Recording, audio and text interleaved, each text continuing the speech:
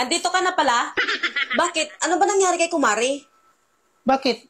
Ano nangyari? Wala naman ah. Di ba pinahiram kita ng 500 sa kanya? Oo. Andyan na daw sa'yo ah. Nasend na daw. Nag-send sa akin ng pera, 4,000. Tapos ang ipinagtataka ko pa, huwag ko na daw bayaran. Ano bang ginawa mo? Sinabi ko lang naman na hihiram ka ng 500. Tapos nanghinga ako sa kanya ng pagkain. Sabi niya sa akin, sige pre, kain ka. Imposible eh.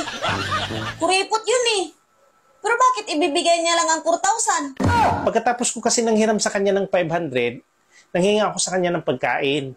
Naalala ko yung sinabi mo na pag nanghinga ako ng pagkain, kung ano lang nakain sa lamisa, yun lang yung kainin ko. Pagpunta ko sa lamisa, siya lang yung nakita ko. Kaya siya yung kinain ko. Nakakahiya naman kasi pag namimili pa ako ng pagkain, di ba? Kasi nakikikain na nga lang. Tama.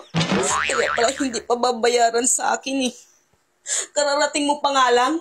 Nag-chat na sa akin. Kailan ka babalik doon?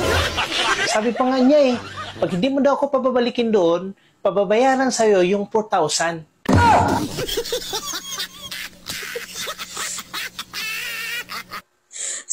Sige. Pero, huwag ka na mag-style-style sa kanya ha. Para hindi mamihasa.